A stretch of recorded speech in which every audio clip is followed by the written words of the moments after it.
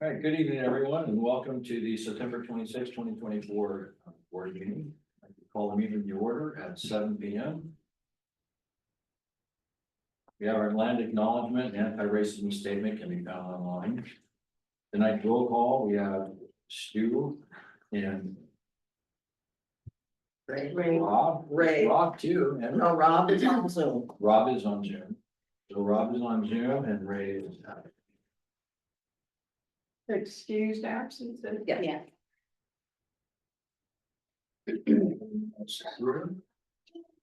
All right, item number 1 is adoption of the agenda. Move to adopt the agenda.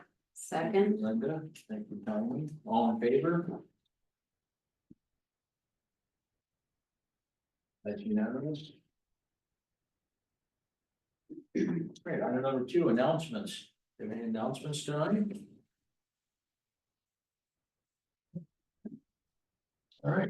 None? I'm sorry. Rob, announcement? Oh, yeah. Someone needs to mute. Rick. Did. No, no announcements. Okay, hearing none, we're gonna move on. Wait. I'm sorry, go ahead, Sonia. Well, so I was just thinking, probably Rob should announce the candidate forums. And then also, Linda, do you want to address that members can call in via Zoom? I can do that. Okay. We've been having our meetings down here in the multi-purpose room, and in order to do that, we found that now that we don't have staff handling so many things with the board upstairs, that if you want, you can start calling in on Zoom and we'll take member comments only during the 15-minute section that's allotted for members to make comments. So board meetings are now in the multi-purpose room, Yes. and members can call in via Zoom. Thank you, Linda. Rob, did you have anything you wanted to say? Hi, good evening, everyone. The only thing I would announce is a couple things. The ballots have been mailed and members should be receiving them soon. The ballot box, if people want to drop their ballots off at the clubhouse, the ballot box is in place and it is right by the glass windows where people used to be able to come and request member services. There will be 2 candidate forums. One will be on October 2nd. And that's going to be from 5 to 6:30 p.m. The next one is going to be on October 19th. And that is going to be from 3 to 4:30. And there will be a meet and greet and these are all going to be in the dance bar. There will be a meet and greet on the 19th, October 19th. And it's just very casual. The candidates will be given an area where members can come and just chat and ask their own questions and get a chance to meet the candidates in that manner. So those are my announcements.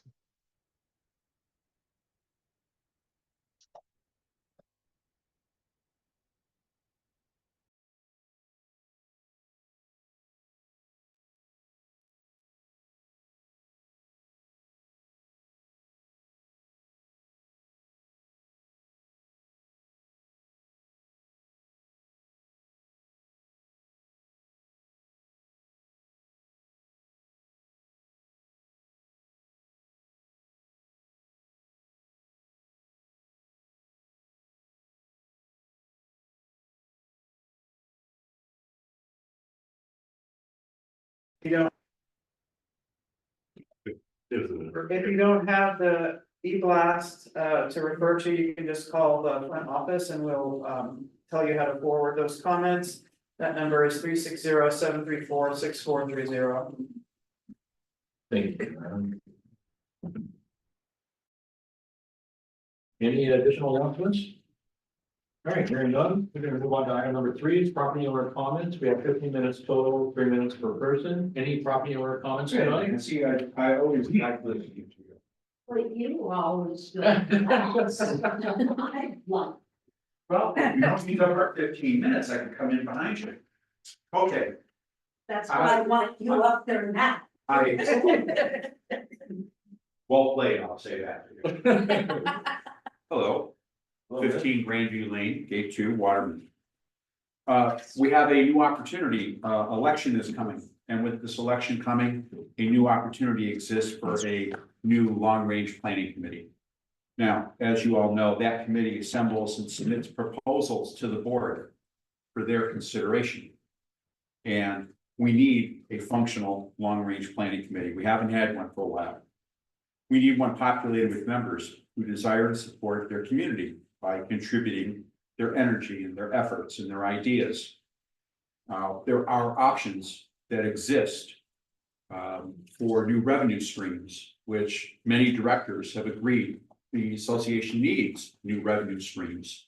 In 2016, the county had given us preliminary support. They wouldn't, I won't say approval, just preliminary support for the association putting 200 self-storage units in Area Z.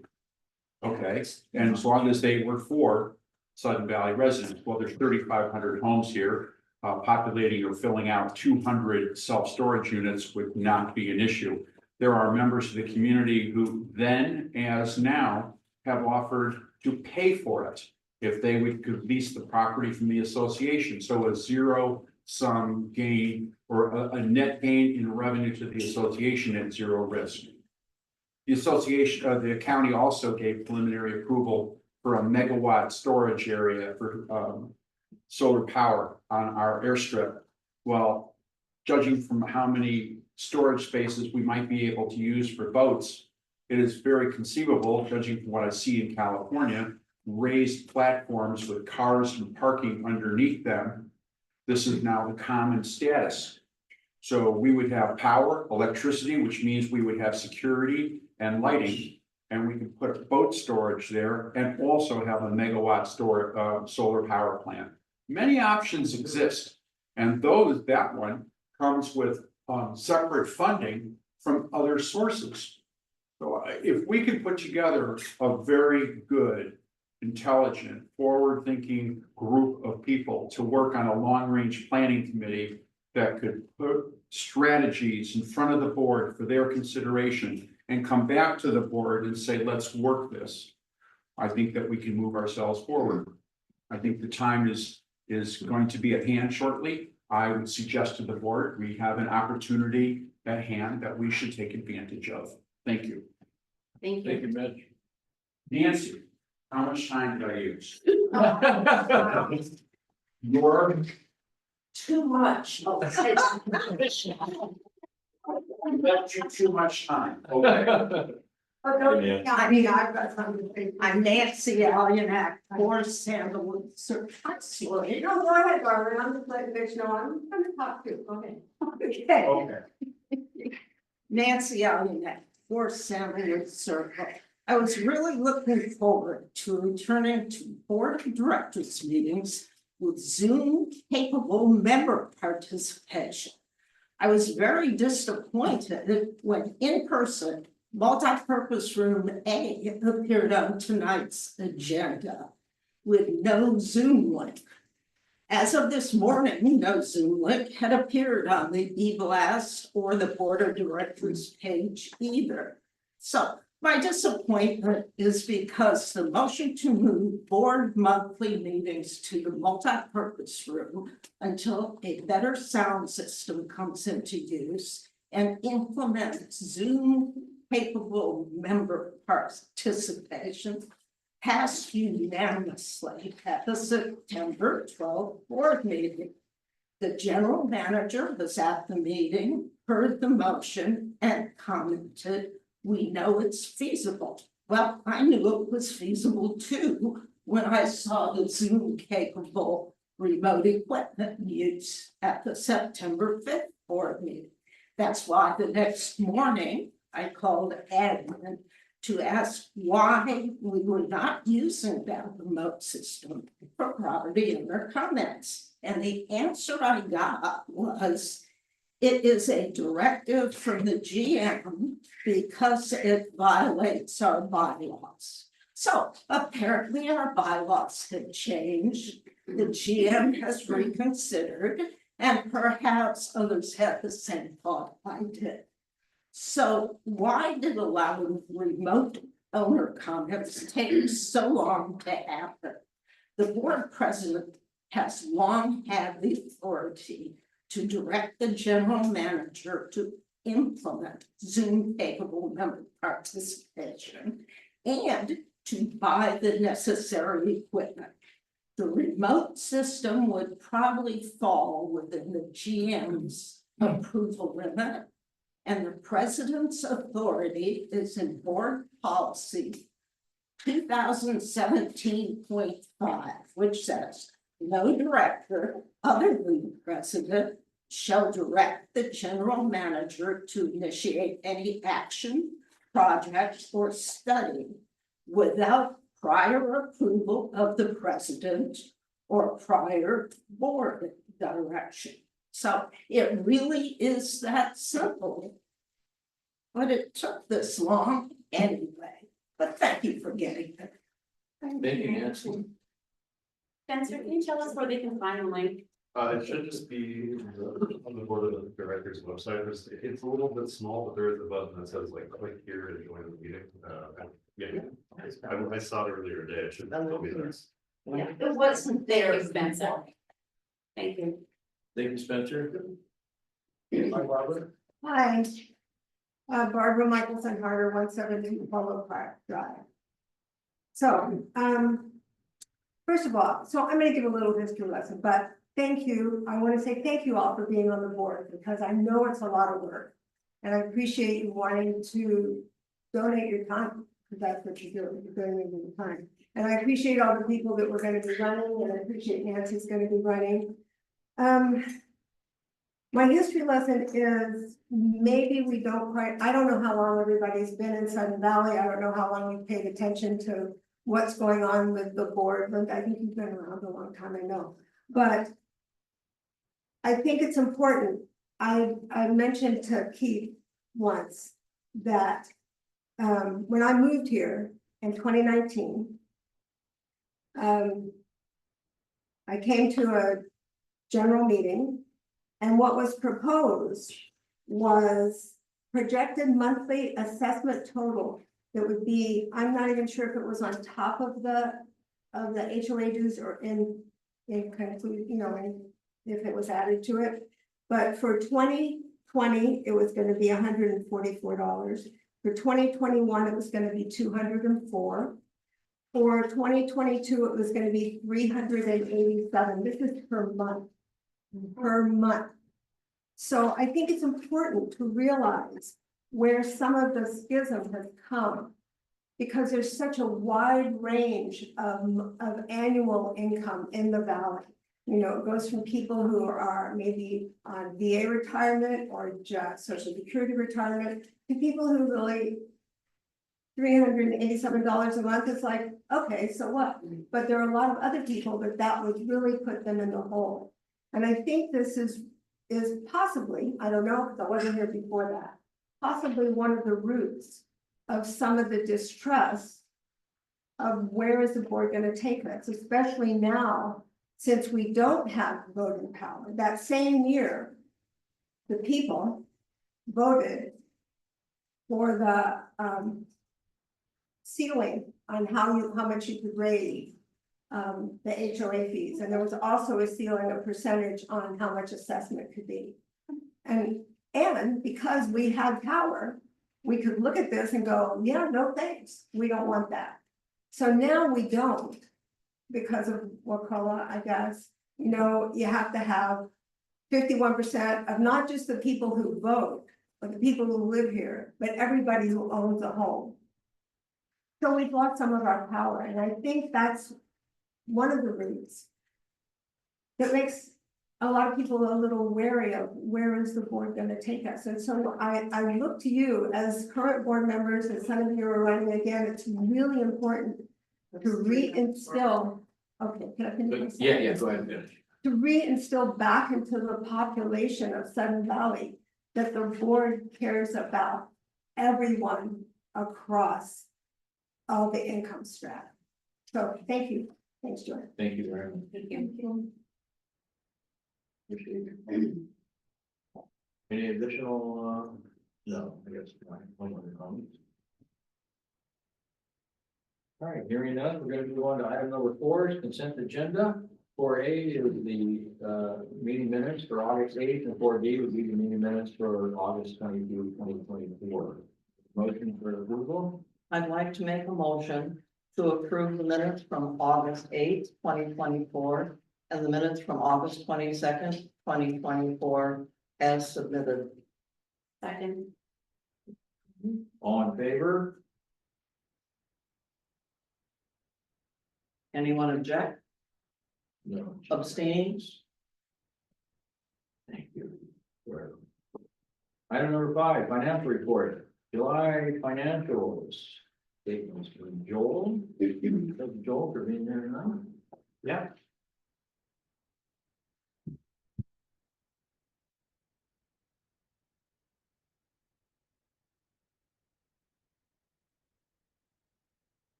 Oh. Okay, so I'll be covering the July 2024 financial statements. I'll just quickly run through this. So I know you have to go in closed session. There, one's in.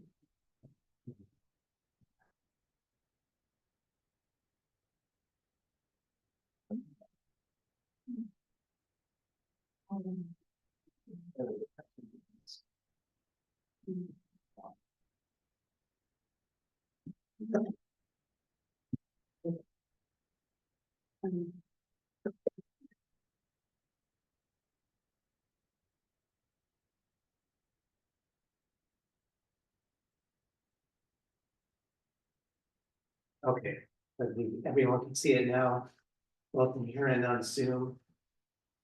And obviously, we're gonna start off with the balance sheet, which I always start off with, and really the only two notable changes to the balance sheet is you'll see a new line right here, down here in operating liabilities called deferred library lease revenue, and obviously that's from that library lease that everybody signed with the library, and this is that $40,000 portion of that library lease, which is called other rent expense on the contract itself. And of course, it's on here as a liability because obviously the other rent is called out in the lease itself as part of all of the rents and obviously the time frame of the whole lease covers 5 years. So 1/50 of that every month will be recognized as income. And also down below, you'll see this transfers out from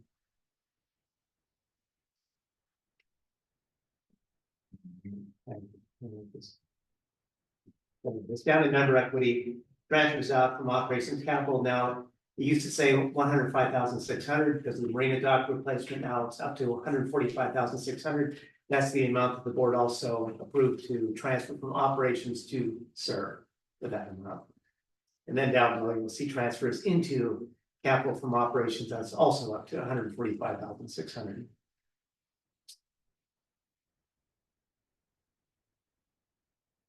Now, just going to the next page of the income statement, the consolidated income statement page, which is really just the bottom line of the entire organization.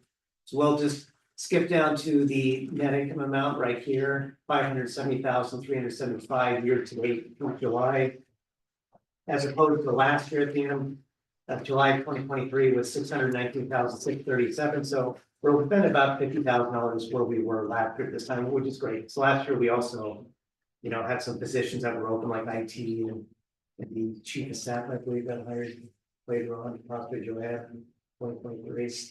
But so the bottom line is we're within about 50,000 where we were at the end of July, and at the end of December 2023, we also had a $228,870,000 operating surplus. So we're on pretty good track to to pull an operating surplus again.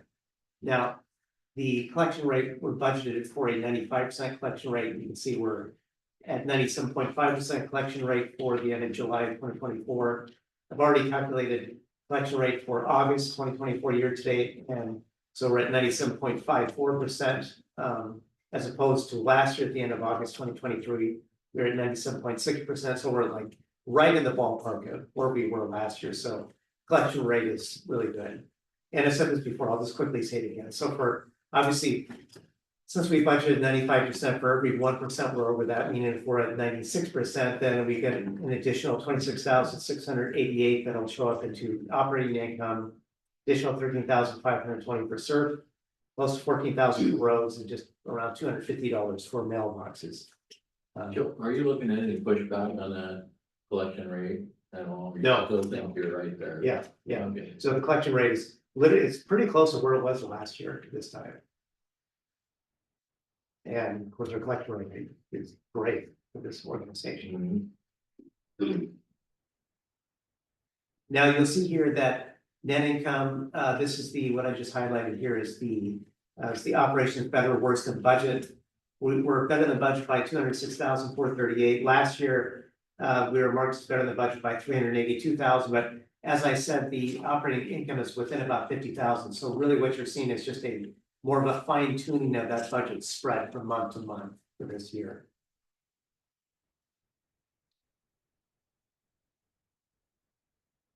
Now, of course, I've shared before the revenue to expense ratio, which is literally just the ratio of, like for example, at the end of July 2024, it's 81.1%. So all that means is for every dollar of revenue, we had little over 81 cents in expenses. That's what that means. And so for July 2023, year prior, it was 77.9%. So we would expect that to drop if the operating income is higher in this case, since it's inverse relationship. June 2024 is 81.5%. So it's fairly close to June. Now going on to the capital reserve funds page, the operating reserve fund page, where you'll see this is, like I say, this handy sheet. And we'll go ahead and focus on SURF right here, but what this is showing is the cash, literally the balance sheet cash in the end of December 2023, which was 3,627,018. You see all the additions to it, like dues, cash coming in, investment income, any transfers. There's that marina dock replacement, 105,600. There's the other transfers, which is that money, that 40,000 transferred from the Pacific Library lease, that other rent category. Then you'll have other expenditures, all the checks going out the door for capital projects, loan payments, so on and so forth. Everything the board approves to go out of SURF. And then the 5-month outlook. This is at 95% collection, so we're projecting $535,173 to come in for the rest of the year. For the last 5 months of the year, that's at 95%. Obviously, we're tracking higher than 95%, so we expect even more than this to come in. Then you see the big things like the SURF loan payments, and this, I probably won't pull it up this time, but this obligated expenses holding is just everything that the board has approved, all the projects that the board has approved, and this. Basically, all the money that is yet to be spent that is budgeted from board approved capital projects. Then you have the board carryover balance, the amount that you would like not to fall below, which is 600,000 per SURF. Then this is what leaves you this is your working cash, that you could expect to work with at the end of the year, 12/31/2024. Basically, at this point, if the board doesn't approve any more projects, and if we don't get any more investment income, and do stay exactly the same, then it'd be 1,718,000. But obviously, we expect it to be more than this, since this is the projections in here are more conservative. Roads, it's the same drill. You'll see that's 1,481,000 opposed to last year. So roads had about 1.67 million after the board recommended carryover balance of $500,000 right here, 500,000. And that's just the amount that the board would not like to drop below, basically, thinking about it like that. SURF, I said 1.7 million right here. Last year it was real close to 3 million, and this is just a function of dues coming in and all the board approved projects, so money going out the door. And obviously during the budget, that all that capital budgeting, the 10-year capital spreadsheets, you know, all those projects plan into all of this stuff. So you could go right back to that spreadsheet and see what the board, you know, has approved, what they expect, the types of projects that would be spent for the rest of 2024 and also 2025 and 2026 and so on. Obviously, mailboxes doesn't change much. The one last item right here that talk about UDR, we're at 224,842 net usable at 12/31/2024. Now, this doesn't take into account that $45,000 for that accounting manager that was previously obligated. So this amount right here, this obligated expense is real close to 99,000. That's also includes that 45,000. But since the board approved that in August, it's going to hang out here until August. This will drop off at that point. That's kind of why I jokingly pushed back in August to approve it as of June at that point, so that I could just take it off, like on the June statements. But since that wasn't the case, it'll sit there in August, that would go. So in a sense, this is $45,000 higher than 200 and essentially 25,000.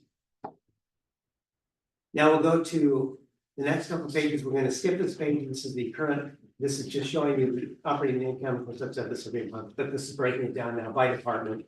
This is only for the month of July. So we'll just skip ahead to a more useful page, which is year to date, January through July 31, 2021. And you can see there's that $570,375 net income right there that I already pointed to on the income statement.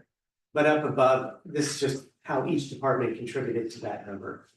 And we'll just go ahead and focus on golf right here.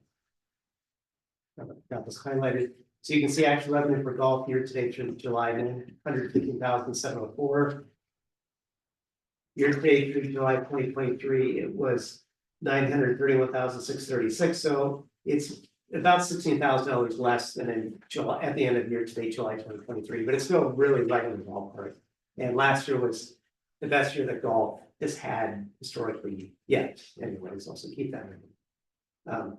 The total expenses for golf, which is just this actual salary benefits right here and all other categories, those two added combined for golf total expenses $709,693.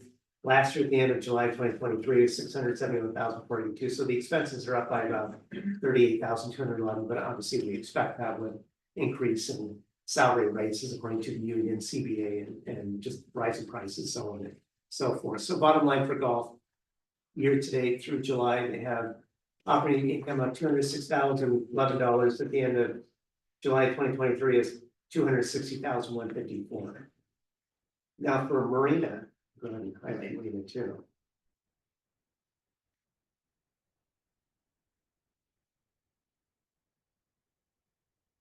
Okay, so you can see that Marina revenue through July, 242,960. Revenue at the end of July 2023 is 186,490. So revenue is up by, 56,500.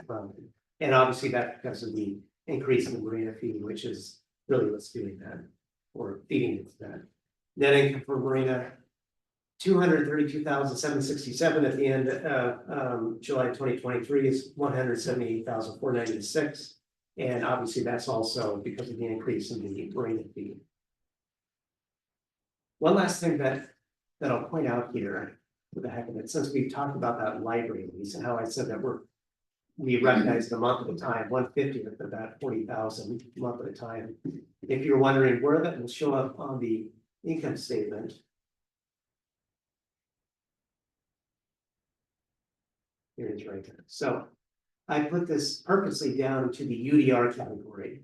So $666.67 each month will be recognized income. Now, the reason why I'm putting this down in UDR is, in a sense, that's because this is more of a, I hate to say it, but it's accounting mumbo jumbo, so to speak. It's recognized revenue, so this isn't so much helping out operations. This is an additional cash going straight to operations that we can count on, in a sense, for operation cash. So we're recognizing a prepaid revenue that, and so at this point, moving it down to the UDR category.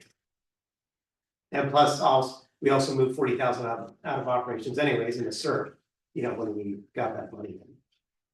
But that's why it's down in UDR. But I would say that pretty much covers the high level aspects of financial statements. If anyone has any questions about the line. Sure. Linda? I have a question, so I'm looking at the reserve cash balances and activity sheet, page 3. And if I look at SERP, I can see that our decrease is like over 1 million. Roads, we only have 53,214. Why is it not higher? We have lots of roads programs and stuff. Is it just that this money hasn't been fully accounted for yet, that we have such a low number of the decrease in the roads account? Now, which one of those numbers were you? So way down at the bottom, we have the net year Oh, cash increases or decreases. SERP kind of looks in line, but there's just, there's only 53,000 recognized in roads, and I wondered why only the 53,000, because we've got lots of outstanding, roads projects. yeah, so this, literally this increase decrease is just looking at the prior year. And that's really all it's doing.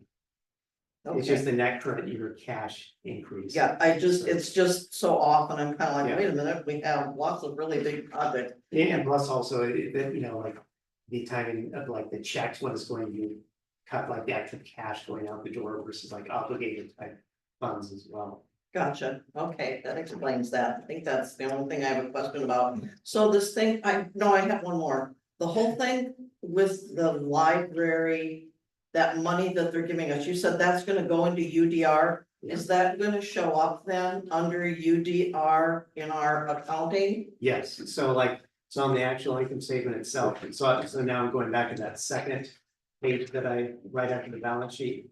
So that's going to be a part of this UDR activity. It's actually going to show up in net other UDR activity in here. Is that the 40,000? That'll just be the recognized amount every month. So in this case, it's only $666. Okay, Some all right, I just wanted to see how we're gonna be showing that. But yeah, so basically you can see why I'm keeping it out of like the operations up above, because that's not really money that we can count on to help out our operating income at that point. Since we got the money in and then just moved it away anyway, since. That was one of my questions that you already answered. Yeah, I don't disagree with that, but don't we need to make a motion to actually move something over? Because that thing in the contract says it's additional rent money. So don't we need to actually make a motion to well, move it into actually, reserve? so the board made the motion to move the cash from operations to SERP, 40,000. And that's part of, it's actually a part of, The transfer is already noted on the statement. so that's actually like on this page here, is that What board page? approved, this would be page 3 Okay. of those financial statements, so it's that 40,000 amount that board approved transfer from operations to SERP. Right, but we don't need to specify, you're now saying it's going into UDR and not server, so. So that's just the, so this is the actual cash, so to speak, that's been moved. Now, the amount that you see in UDR, that's why I kind of jokingly refer to it as the accounting mumbo jumbo part of it. So where it's like that 40,000 that sits on as a liability as basically deferred revenue, that's 1/50 of it being recognized from an accounting standpoint every month. And it's, meaning like, yeah, I could put it up in operations, but then it kind of, it's not like that dollar amount's really like a huge dollar amount, but it's not like that's $666 that we can count on as cash, so to speak. You think about it that way. But it's in the contract, it is rent or lease payment. Shouldn't we be recognizing it as lease payment and not going into UDR? So like when we collect back dues payments, we throw it into UDR, but this is this is a negotiated contract and it's an amount additional that's paid in addition to the rent, so when we recognize it, shouldn't it be recognized as lease revenue? Well, I mean, it's like the line item itself in UDR, But when we go to budget next year, we're going to look at lease, we should see the full amount of the lease payments recognized in 2024. Yeah. I mean, 2025, when we do our 2026 budget. So it is a insignificant amount over each month, but when you look at it over the term of the lease, it's $40,000, it's pretty significant. yeah, this one, like in UDR. So the GL is 4439.1, lease income library prepaid recognized. Now in facilities, the GL number is 4439. So I call this one 4439.1.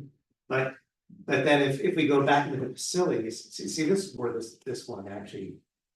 I mean, Understands. let's say makes they prepaid the whole entire lease for 5 years. Yeah. They paid the 40,000 plus their regular lease payment, they prepaid it for 5 years. You would certainly then recognize the full amount received, recognized Then- each month as lease payment. Right. And So why separate this lease payment that was just because it's prepaid? It's supposed to be tenant improvement, that's what Yes. it shouldn't have been designated as rent. Actually, this But it was designated as a rent. actually, it So, might be. I'm not sure what the measure said, and that's why I have a note to self, look at Let's look the at it. actual measure, because I think. I mean, if it's people have to if look it's at that. designated as an improvement, then that's one thing, but if it's designated as additional. It's in the Because it says something contract, it's in the specific. contract, another rent, and it is, another obligation within the contract is stated as, SVCA will do this improvement. Yeah, down below the contract, it says, once we get this money, we'll make these improvements to HVAC, but like, maybe it'd be easier to see it like this, the reason why I put into UDR. Let's just say the entire lease is only $40,000, so we'll forget about anything else, right? $40,000, and they prepaid the whole thing up front because they don't want to deal with monthly billing. Now, at that point, we've got cash in operations, right?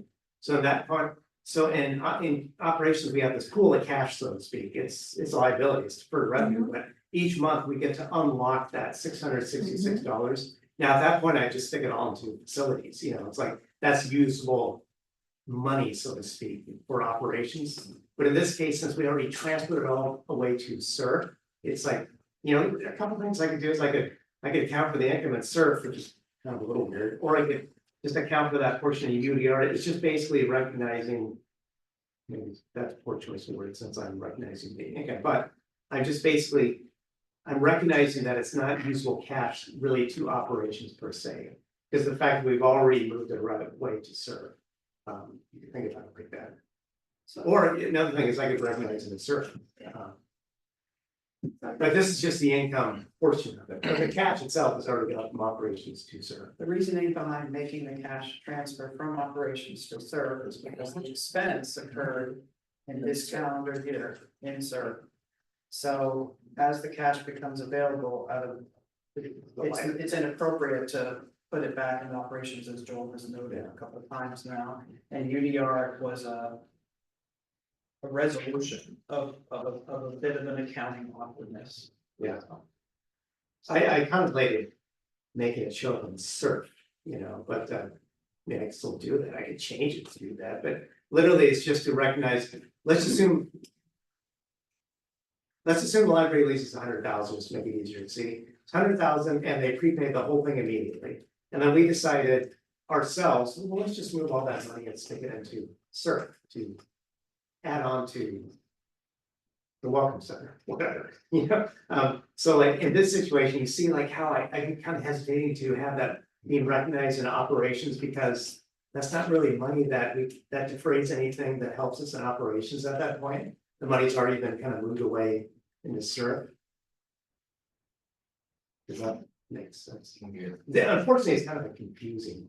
It is, I understand what Lori said about it, almost should have been noted in the contract as a tenant instead of something Yeah. would have. Yeah, But because what's done is done. yeah, it's because I looked at the contract, and say, well, what's the wording of this contract? And it's like, well, it talks about rent, talks about how this is other rent, I believe exactly what they call it, other rent. Then when you go to the second, it talks about rent, it talks about it's the base rent plus other rent, you know, and then the term of the contract is 5 years, and then if you go down to section 4, it talks about. Once we get other rent, we will agree to make these improvements, you know, to the adult center. Then there's another section, you know, in the contract that talks about how we're responsible for HVAC and cooling and that stuff anyways, and so it's.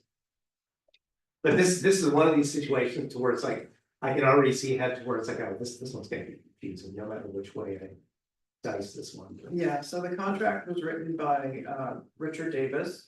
Who was fully aware of the meaning and import of that $40,000. And his advice was to write it like this, so that we would receive it upfront. And it would not be tied to the cost of the improvement, it would just be a lump sum payment. So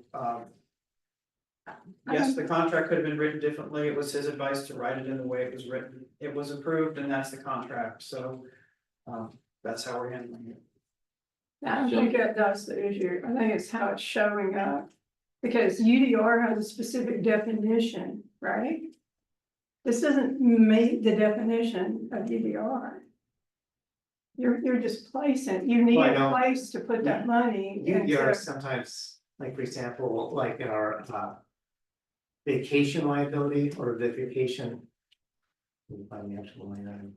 I can't find it. I thought it had to do with bad debt and, Vacation liability accrual. Yeah, accrued vacation liability.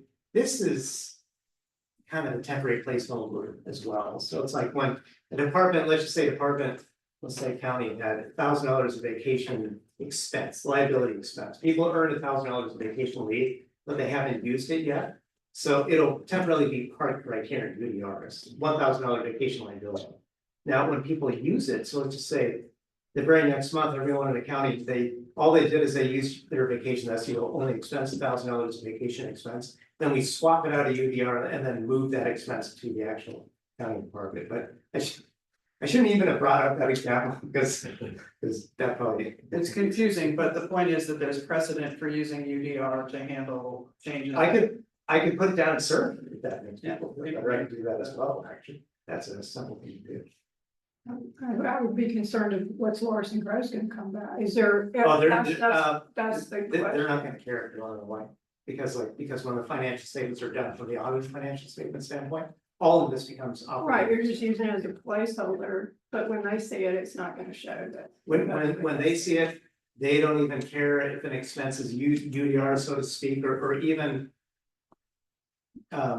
Like, you know, like, for example, I don't even want to get into this, because it's really confusing, so I'm not gonna, but I'll skip over this, what I was gonna say, but. Meaning whether I call it UDR or whatever, it doesn't matter, it's all gonna be pooled into the operating expense or normal operations category on the financial statement. Okay. So I have another question. Yeah. So, when we went to renew the CTK lease, CTK informed us that they had not been paying the appropriate amount of rent. But up until they gave us that notification on our financial statements, it was showing that they were paying the full amount of rent. It was saying actual amount paid, $1,200 a month, but they weren't paying that. Well, the financial statements like, so what gets put into the GO will be the actual lease income itself. And then the offset to that is a receivable account. So in that situation, the receivable account, if they're not paying as much as they should, then the receivable account will be higher than it should be, so to speak. It wouldn't have been drawn down as it would pay. But in the library, it wasn't Meaning paying that their full example, amount that's of true. rent, right? Library hasn't been paying their full amount either. It Doesn't- shows under the library, It doesn't, I don't It think the library shows- changes until next year, does it? but no, it's already been adjusted.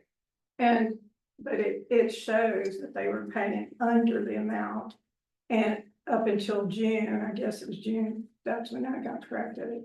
And so what I'm saying is, so in that 8-month period of time, shouldn't someone have like noticed that they weren't paying the full amount, the appropriate amount of rent? What was the difference in the monthly rent? $100.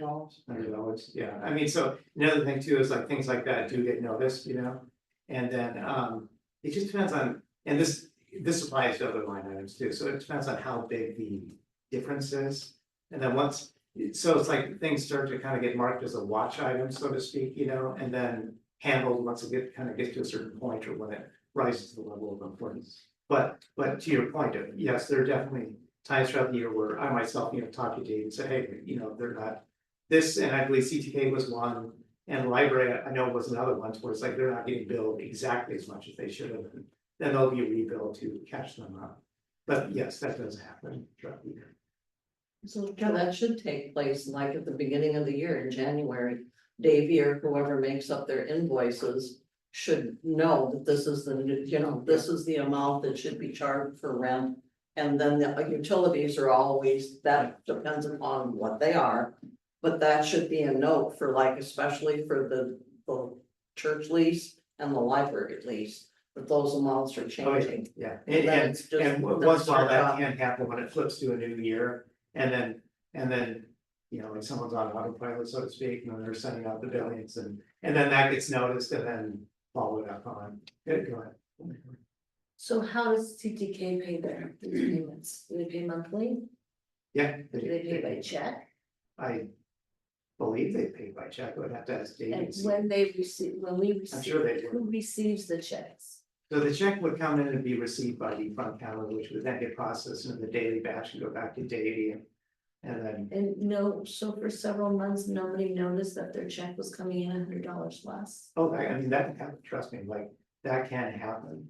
But, and I myself have noticed it, like, doing financial statements, like, so like, when I go through these financial statements. So have they made up the difference? Yes. When they, Okay, when they that's want sure, their yeah. lease renewed, they pay. So they $800. have brought their lease. Oh, forward. yeah, I mean, no one gets away with it. They always pay up, but, I was gonna say, if we as the association submit them a bill for X number of dollars, they paid that But X that's not number what of happened. They dollars. wrote us a letter. It's in the documentation when they asked to I renew their know, but lease. you know what I'm saying, it's not their fault, it's they paid what they were told. Yeah, that was an error on our part that probably shouldn't have happened. That is their fault. They are required to pay a certain amount and they signed an agreement that said they would pay a certain amount. And that it would change at a certain time. That is absolutely their responsibility and it's called out that way in the lease. Yeah, most people you don't send an invoice for your lease. If you have a lease, it's up to, Yeah, it's You on know, the you're lease ready that you're to pay it. responsible for paying it. yeah. yeah. So when I they, think even the library lease, it mentions that. They'll just pay it, so to speak. Correct. Mhm.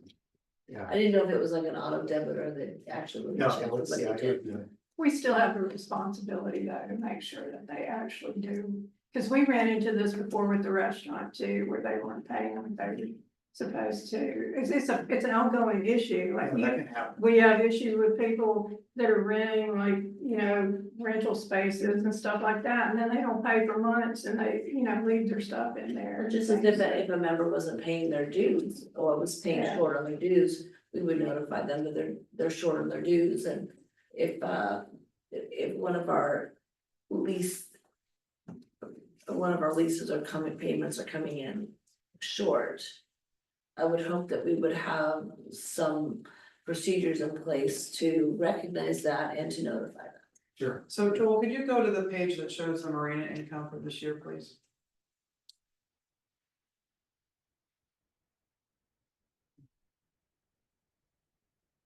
You highlight the marina income. And read out that amount. Like here today, or- Yeah. Okay, so the total marine income is $242,959. And what is the difference between that income and last year's marina income? I see that you have the 2023 July statement. This will help to answer the question, I believe. I Or don't believe it was answer. a question. I was making a point so- that last year when I was the So last treasurer, year it was people didn't pay 186,000. those fees until towards the end of the year, a lot of them. So last year was 186,490. Year to date through July, So the difference is, 56,000 percent. okay, so based on the changes to the fees, we anticipated getting about half of the 105,600. Which would have been 52,800. So as you can see, we've collected more money this year. That's because we undertook an audit, I guess you could say, of all of the contracts.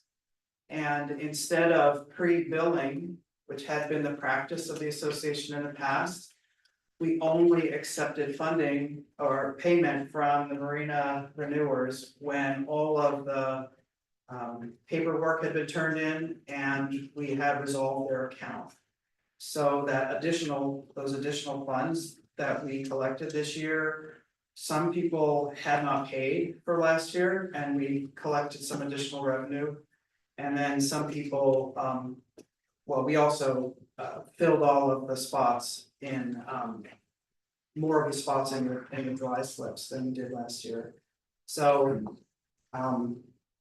by doing that sort of an audit, we were able to catch mistakes that would fall through the much vaster net that accounting uses to manage collections outside of the dues. The accounting system itself is set up to notice non-payment of dues revenue, but the non-payment of other sorts of revenue is much more difficult to track because it's variable within the system. And so by doing periodic audits, we catch those discrepancies.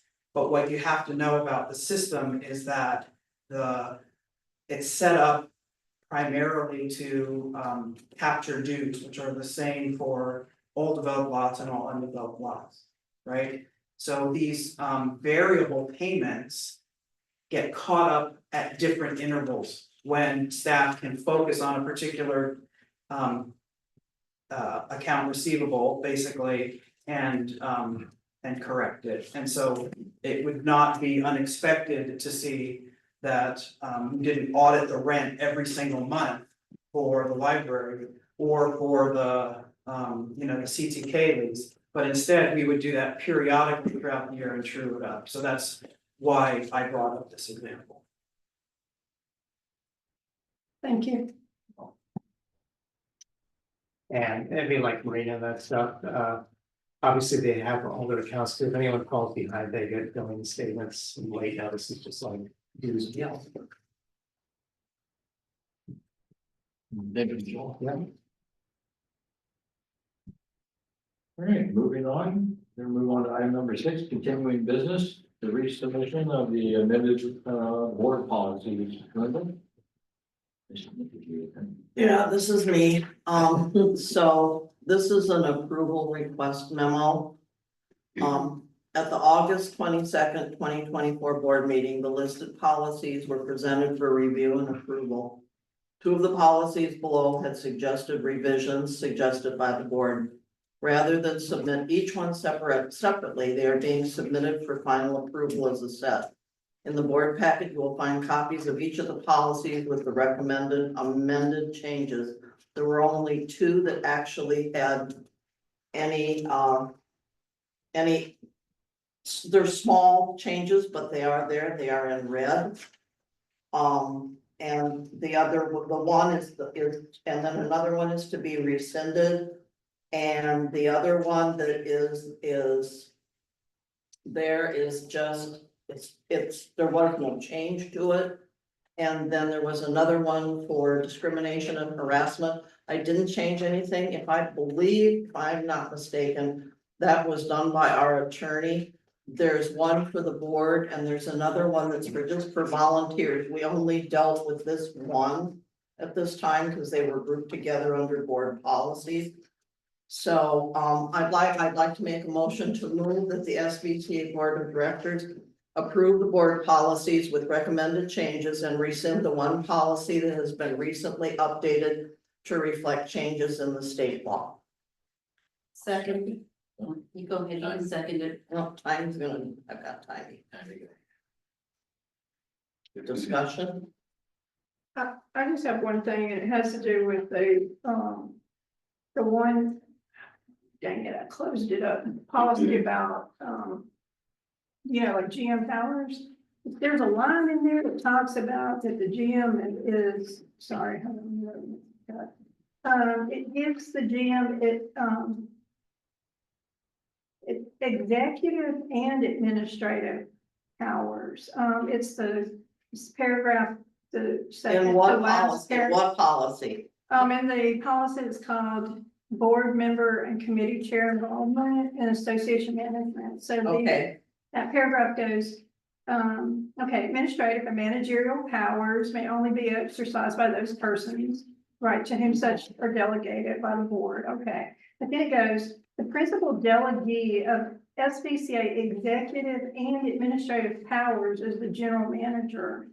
I'm just wondering, if that should actually say executive in there, like, maybe it should just say administrative powers. Should it actually say executive powers? Like, What are Exec- what are we doing with that policy? Nothing, It just she's says just- TBD. you're just confirming that language, right? TV, it's just the date that I need for it, because at the time, this has been, we did, the document review committee did this a long time ago. But it was, when are we gonna be able to do it? When are we gonna have a calendar that people can look at it? And it should, you know, if everybody would have agreed, it would have been done on the 22nd, but you need a date for each one of these. And that's why it doesn't have a date. Right. So I can't put a date on it till it's approved here. But you're not, what, I think what he's saying is you're not asking for changes on that one, right? Yeah, so Just what- No, discussion, right? no changes other, she brought that up, I I just brought left that it the up. way it was. So why would we need to do anything? Why is that included? She's asked what she, all I'm saying is some of these need to stay in place. And it's just, this was originally written in 2017. I would just like us to approve the fact that it's still valid for us. Huh?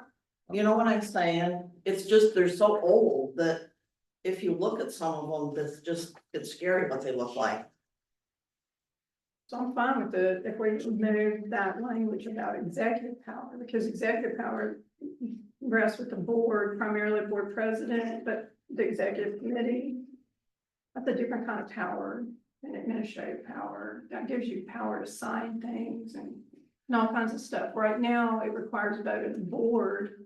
This policy then just takes over that. Yeah, Rick, I'm sorry, thank you. So, the way I read that, and would interpret that term of executive would be in reference perhaps to the contract policy where the general manager has authorization to approve contracts up to $10,000 and to purchase supplies up to $10,000. That seems to me would be an executive sort of decision that this policy authorizes the general manager to execute. Am I reading that wrong? No, you're correct, and that's what I was gonna point out, is that. The general manager to conduct the daily business requires the ability to bind the association and contracts within the delegated levels of responsibility. In the policies and. In governance, that's not what, how executive power is defined. It's the power of the president and executive committee. That's what executive power is. I mean, I'm like looking at what executive power and governance is defined. It is talking about daily affairs of the association. Right, so why not just remove that word? Because then the general manager wouldn't be able to execute contracts within the Yeah. delegated authority. But we did delegate, the board did delegate that authority and that particular authority is delegated through policy. Yeah, So we did do it. So this could get misconstrued into a broader power. Yeah, I agree. This is a broad delegation of executive power, whereas the contracting policy is a specific delegation of executive power for contracts under a certain dollar amount. This isn't talking about contracts, though, it's talking about involvement in association management. Yeah. The It's only different. thing the general manager would need executive power for is those contracts that are less than $10,000. Which we already have given them authority to sign under the contract policy. So this sentence gives them an open, broad approval of executive power. I think there's other concerning things in the paragraph above. Regarding the president's role. What is that? Well, the president can direct the general manager to basically do anything. And the president can allow board members to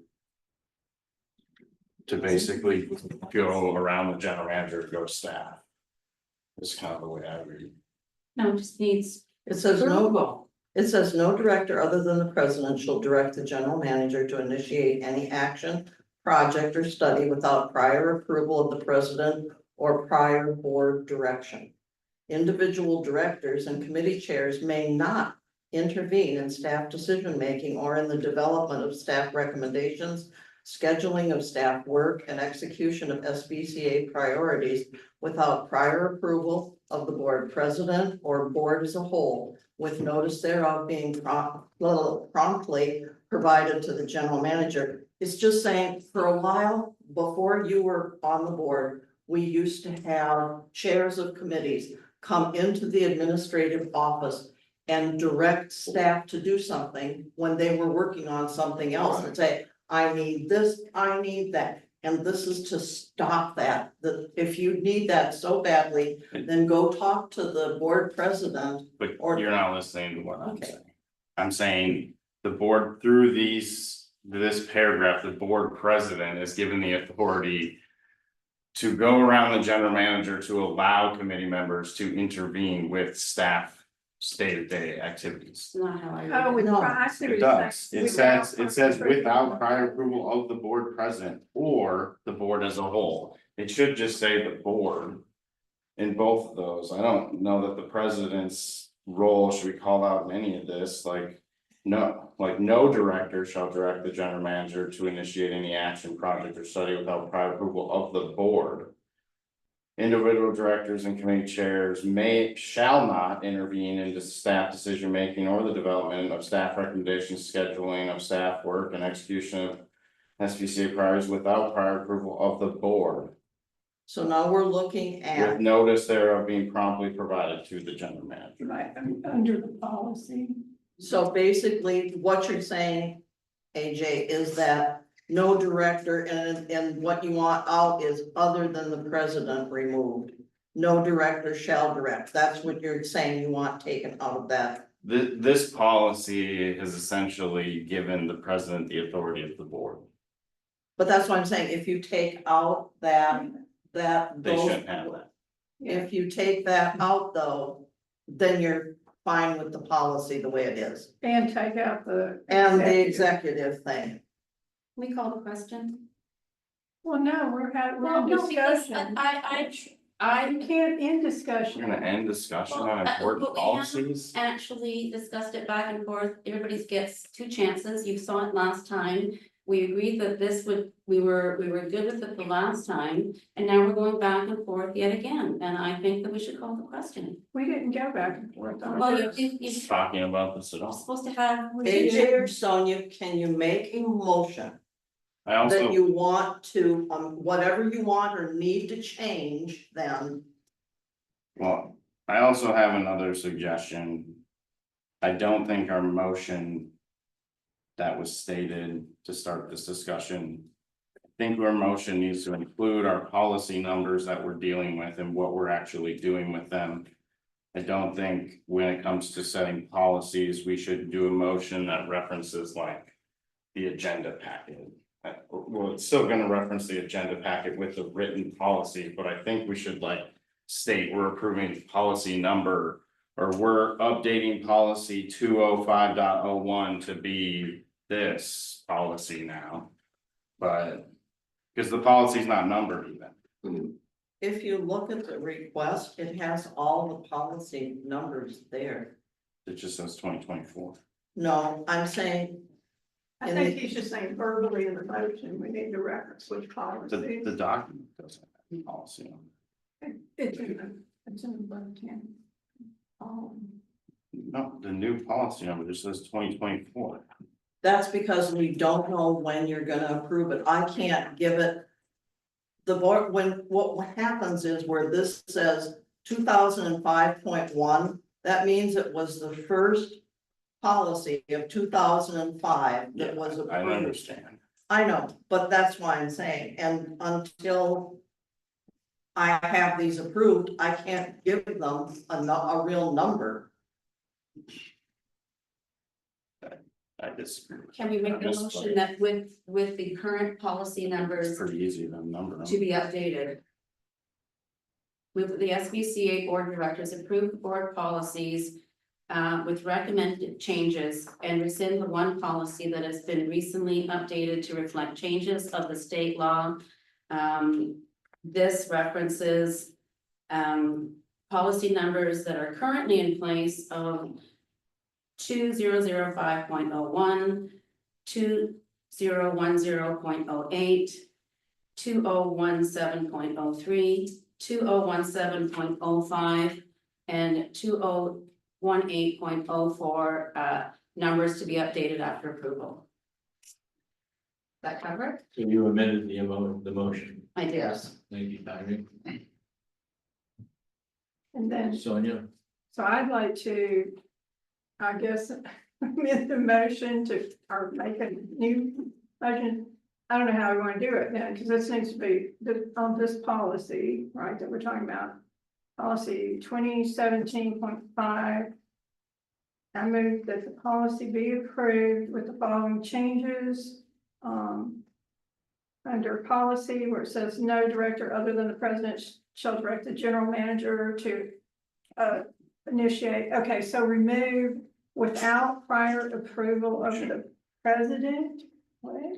We shouldn't write and edit significant changes to the policy and approve them in the same. Okay, so we'll say it should bring this one Like, back. yeah, like that. should- Okay, In my opinion. Like, I think. It's okay to like strike a word or two, or like there's an edit, but if there's like significant changes, this is. I just Okay, think it should be rewritten. I would like to amend my motion to say that we pull this one and Linda bring it back with the following changes. The following changes being that where it references approval of the president, that's removed every time it's mentioned, you know, where it goes. Or study without prior approval of the president or prior board approval, we remove everything that just references the president individually, because no board director can act individually, even the president. And then also we strike the executive powers, we leave administrative powers and strike. Executive and actually. Yeah, executive and then you can bring it back. Second. All those in favor? Which motion there's? Yeah. It's just, okay, only the one that Sonia is talking about now, that we're gonna hold back. Policy number 2017.5 until we can bring it forward with corrections or amendments, edits. Guys, just a point of order. Didn't Timey also have an amendment on the floor? What happened to that? you're a Or did motion. it pull back? Sonia amended, It was. you have to, Yes, we have to go backwards now. Once you start amending motions, then you have to work your way back to the original. And then Tiny's motion. Got it. So Thanks, AJ. I guess I need another cup of coffee because I was a little confused. Thank you. Thank you, Ron. And then it would go back to Linda's, although that might, I don't know. Yeah. stop, let me try doing It it. could be to the point where we should Okay. just like Let's start over. let's Start listen over. to the I'm written not gonna motion. lie. Like, it might be a good idea to just address these policies one by one, like, I don't know, in my opinion, that's the cleanest way. It's just 5 motions, so it's not a ton. Like, Just but call the Could we motion take each a one 2-minute break here? I need to use the restroom. I'm sorry, but. sure, We're gonna- okay. Let's do Okay, that. we're gonna take a 2-minute break, Spencer.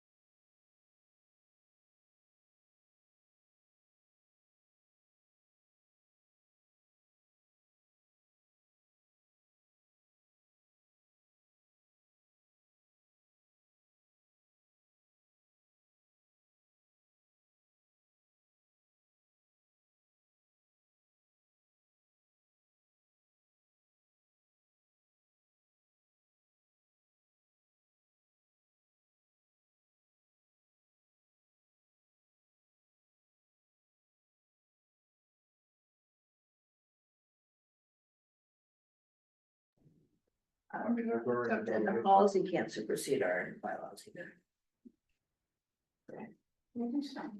Well, policy can't supersede our bylaws. So we're back live. Okay, after our short break. I would like to withdraw my original motion. And I will withdraw mine. so we are, Mine as well. I've got a new one. so what we're gonna do is we're gonna go through these one by one. And it's just, you know, that's where it is, so. I move that the board of directors approve policy number 005.01 contract. Second. All those in favor? Sorry, can I request, can I suggest one quick thing? Under purpose, the next, right after purpose, in bold, the next two words are operations contracts. I think that should just be stricken, because the policies for contracts, capital and operations, and I think that's just a holdover from something maybe, or. So just say contract. No, I think it should just be nothing, the purpose, this document provides a policy for contract like that. And But then the- below it Yes. talks about capital, because it's not, the purpose is not operations contracts, it's all contracts, because it talks about capital. Operational All right. contracts above and below Okay. 10. So I think it's just. A friendly amendment to that policy would be to remove operations contracts from purpose. Okay, If then not- with AJ's friendly amendment, I would ask that we approve the 2005.1 contract policy. For approval. Second. Time. I was voting for it. I was ready. All in favor? One down. That's unanimous.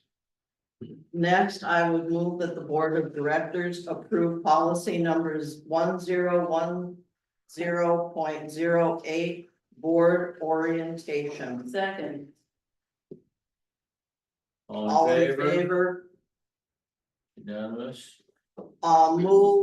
Next, move that the board of directors approve to rescind policy number 1017.03, director of committee chair requests for records and information. Approved to rescind. Second. All those in favor? That was 2017-03, not 1.10. Oh, 1017, I thought that's. No, it should be 2017. You said Okay. one, just to clarify. Okay. All those in favor? Unanimous.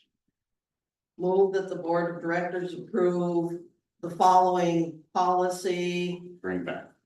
Bring back the following policy 2017.05, board member committee chair involvement in association management. 92nd. Second. All those in favor? So does it need to be amended to say? We'll bring it back with the amendments. Changes, yeah. Yeah. Okay. And last but not least, Wait, is that voted on? yes, we voted. You missed it. It happened fast. Move that the Sun Valley Board of Directors approve policy number 2018.04 discrimination and harassment policy and procedures for volunteers, including members of the Board of Directors. Second. All those in favor? Unanimous. We're done at this point. Thank you, everyone. I will never do nothing with you again. Don't look at me. All right, moving on to item number 7 is new business, the capital request, number 2 golf bridge repair, Joanne. Thank you. The purpose of this memo is to request capital funds for the repair of the number 2 Golf Bridge. On July 8th, 2024, SVCA received a report summarizing the results from Integrity Structural Engineering's biannual golf course bridge inspection. The report evaluated 4 of the 8 bridges to be in excellent or good condition, while 3 bridges were deemed fair and 1 bridge, number 2, was found to be in poor condition. The report included maintenance recommendations, which were immediately added to the work list maintained by the Turf Care Superintendent Greg Wadden. And just as a side note, many of those repairs have already been undertaken. The repairs recommended for the number 2 bridge included adding steel beams to support the 4 10-inch by 16-inch timber girders whose condition had degraded. This work is beyond the scope of the Turf Care team. So SPCA's capital project manager, Tyler Andrews, was asked to prepare an estimate for the installation of 2 steel beams. SPCA proposes to install 2 new beams as per the drawing supplied by Integrity. These beams and other materials needed for installation will be purchased from Morse Steel Service. Stremler Gravel will complete the work under their on-call contract, and P&W will provide supervision. The table in the memo summarizes costs for a total of $25,459.73. In the Capital Repair and Replacement Reserve Fund, or the SURF Fund budget, the number 2 golf bridge is scheduled for $74,012 worth of repairs in 2033. Spending a much smaller amount now, as well as implementing the recommended maintenance for all of the golf course bridges, is a prudent approach to ensuring that the bridges are maintained in the best possible condition for the smallest outlay. For those reasons, I request that the Board of Directors approve $25,459.73 from SURF for repairs to the number 2 golf bridge. All right, so the motion is move that the Board of Directors approve $25,459.73 from SURF for repairs to the number 2 golf bridge. Second, Yeah. me. Any questions, comments? Okay, I think I have only one question. Is there any necessity for any contracts to be signed by the general manager? Or is Stremler Gravel's work going to be covered under the, what are they? Yes, the on-call contract. On-call. That will be covered, and that's why we called that out. And that's why they're, as part of the backup that P&W supplied, their price list that was provided under the on-call contract, that was included in the backup. Okay, that explains it. Thank you. all in favor?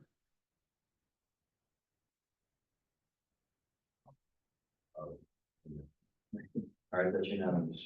I just had a question. Yeah, go ahead. On that, and you may not know the answer. I'm just curious, though, we had planned, or there was a plan to do repairs in 9 years. Does this obviate those needs, or? Fair question. That's a great question. That's one part of my question. I got to follow. Okay, so, the process of developing the capital budget requires each individual manager to first take an inventory of the asset, and second, to assess its condition and evaluate whether the planned time is appropriate for either replacement or repair. So that particular asset is on the list that the Turf Care Superintendent owns and reviews, but his competencies are not bridge design. So next year, having learned from this year's inspection, Tyler Andrews will be asked to weigh in on it based on the results of the inspection. So the results of the inspection are not only a matter of record for the board, but they're also in the records of the Turf Care Superintendent and Tyler and our maintenance and facilities manager. So next year, when we get to the capital budget, they will use that document to more accurately program out when those repairs would be made and what the expense would be. So that's how our process interacts with the real world to, it's a continuous improvement initiative, essentially. Right, so I guess what I was trying to also get at was on page 2 of the inspection summary. It listed bridge 2 as in poor condition. Right. And it listed bridges 3, 7, and 8 in fair condition. They'll need to be pulled And forward. there was some minor remediation on a couple of those. That I'm hoping maybe move them from fair to better than fair. But I understand that it's a continually, it's a process of trying to update things as. Changing. The recommended maintenance for the other bridges that were in excellent, good and fair condition. Generally, the steps that were recommended would slow or halt increasing degradation. Yeah. Of the timber members, and that's a good thing. Yeah. But again, it's a biennial inspection, so in another 2 years, there'll be a further assessment of those bridges. But in the meantime, I think the ones that are designated as fair, pulling them forward and having someone besides the turf care superintendent look at them is a prudent measure. So that the association can appropriately plan for the outlook of capital. All right, so the motion on the table is still to move the board of directors for $25,459.73 from CERC for repair for number 2 golf bridge. He just Motion asked, by me, Ready to approve seconded by Lynn. What? we approved it, yeah, that's like. He asked a question Oh, after. after, it's already approved. Thank you. I digress. It's really approved. Well, but it was a fair question, so if spending this money now, is that gonna prevent us from spending money in the future? I guess I think that's, in the case of the number 2 bridge. Yes, but the timber members are still there. Yeah. And Well, they, you're going from timber members to steel members, so I would think that, barring any flooding event and additional scour or failure of like the abutments themselves. You would extend the life of that bridge with steel girders over timber. If you look at the other ones, the fair condition mostly has to do with like. Piles of wet dirt being on concrete where it shouldn't be, and like blackberry bushes. it's great. There is one thing in there about adding scour protection and large woody debris as one of the fairs, and is that part of our Austin Creek repairs that we put on hold? I think this was a separate recommendation from that. So I thought we don't think that's the developed right bridge. those Austin Creek repairs partly off of. Stuff that eroded from the 2021 flood, and then these bridge inspections that were done. Well, I'll make a note of that for sure, but the report, as I said, not only is a matter of record at the board level, but it's also. On the radar of the managers and will so like I said, all of the recommended items for maintenance were added to the work list, and they've already gone through a fair number of them. We'll get through all of them over the next few months. And then next year, that will become part of the evaluation process for the capital budget. Thank you, Tom. All right, moving on now to closed session. So we're gonna move into closed session at 8:25 p.m. I get a motion, get a second. 8:25. Was that a motion? I'll second it. All right, perfect. All those in favor? All right. This is- Yeah. We're just staying there. Oh, no, I'm not really. I'll just talk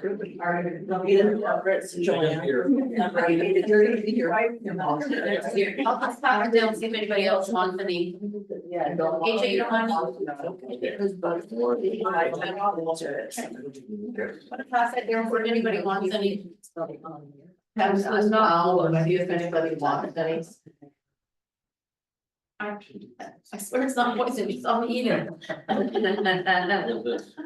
That's if you want any, If you're if hungry. anybody's leaving, Oh. if Joel or Joanne wants some. or- Does anybody want any, awesome, what kind of bread is it? Spice, applesauce. I love it. It's really good.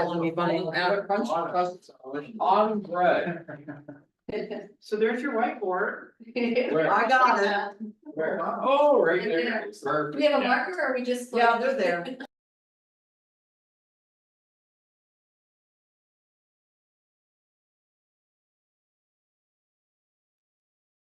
Did you guys turn the microphone off?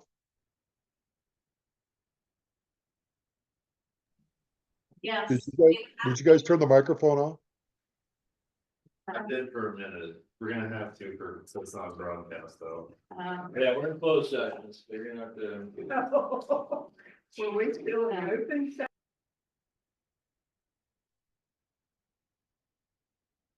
I can't hear you. Oh.